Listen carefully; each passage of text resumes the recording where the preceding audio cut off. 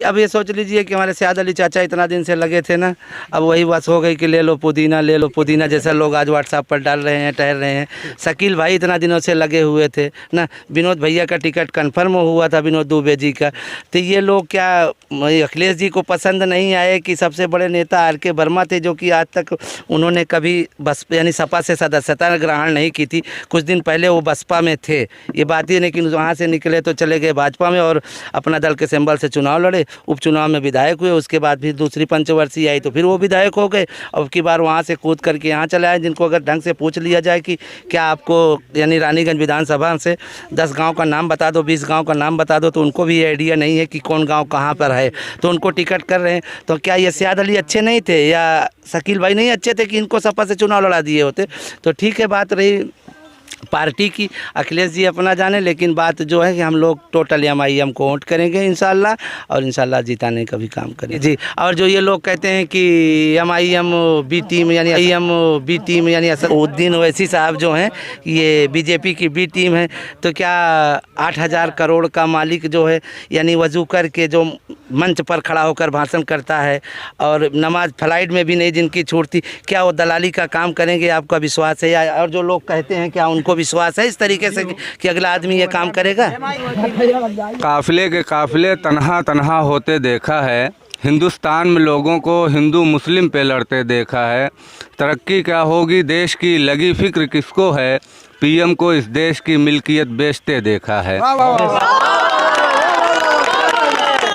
आप तो शायर भी हैं। हाँ, थोड़ा बहुत ऐसा कर लेते शायरी कर लेते हैं। ये मतलब जो ये अपना बीजेपी का माहौल चला है ना, उसके हिसाब से थोड़ा बहुत करना पड़ता है। अच्छा, बीजेपी की सरकार ने आपको शायर बना दिया? शायर बना दिया। और आप किसको वोट कर रहे हैं? MIM पार्टी को वोट करेंगे, पतंग निशान पर हम लोग। और हम ही नहीं, हमारा पूरा एरिया जितना भी है, कोल्हापुर, नंदपट्टी, नरसिंहगढ़, दसिया, भानपुर, पवारपुर के जितने भी सारे लोग हैं सब कोल्हापुर यानी MIM को वोट करेंगे। यानी इस बार आपने कसम खा ली कि MIM को ही जिताएंगे? इंशाल्लाह ज़रूर।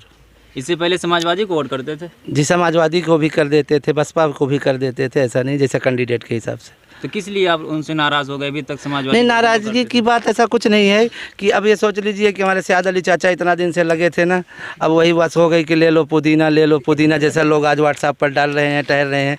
शकील भाई इतना दिनों से लगे हुए थे ना, विनोद भैया का टिकट कंफर्म हुआ था, विनोद दुबे जी का।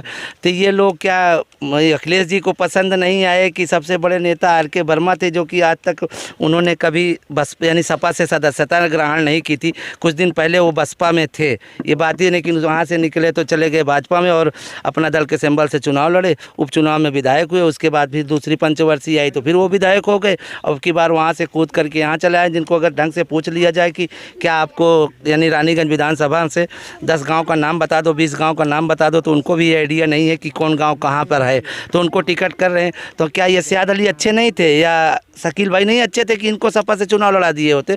तो ठीक है, बात रही पार्टी की, अखिलेश जी अपना जाने, लेकिन बात जो है कि हम लोग टोटल MIM को वोट करेंगे इंशाल्लाह, और इंशाल्लाह जिताने का भी काम करेंगे। तो आपको क्या लगता है कि शकील का और सयाद अली का टिकट किस लिए कट गया? क्या मुसलमान होने की सजा मिली उन्हें या कोई? अब भाई अगर मुसलमान से घृणा थी या वो योग्यता नहीं थी, क्या किस वजह से टिकट काट दिए वो लोग जाने, भाई पार्टी के मुखिया जाने, अखिलेश यादव जी जाने, मुलायम सिंह जाने।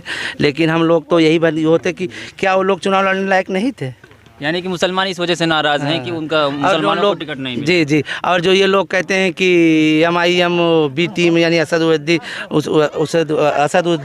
ओवैसी साहब जो हैं ये बीजेपी की बी टीम है, तो क्या 8,000 करोड़ का मालिक जो है यानी वजू करके जो मंच पर खड़ा होकर भाषण करता है और नमाज फ्लाइट में भी नहीं जिनकी छूटती, क्या वो दलाली का काम करेंगे? आपका विश्वास है? और जो लोग कहते हैं क्या उनको विश्वास है इस तरीके से कि अगला आदमी ये काम करेगा? जिंदाबाद जिंदाबाद। आप किसको वोट कर रहे हैं? अच्छा, किस लिए कर रहे हैं MIM को? अरे ठीक है, हमारे लोग की पसंद है, हमारे भाई बिरादर हैं, इसलिए उनके वोट कर रहे हैं हम लोग।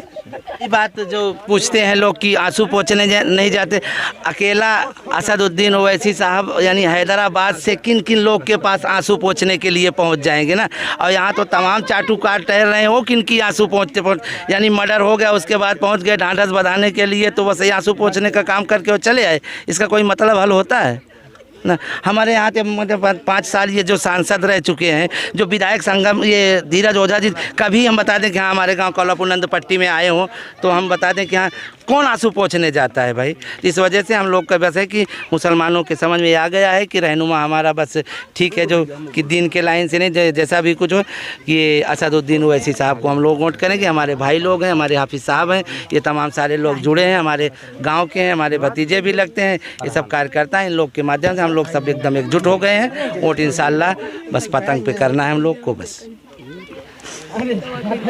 काफ़िले के काफ़िले तन्हा तन्हा होते देखा है, हिंदुस्तान में लोगों को हिंदू मुस्लिम पे लड़ते देखा है। तरक्की क्या होगी देश की लगी फिक्र किसको है, पीएम को इस देश की मिल्कियत बेचते देखा है।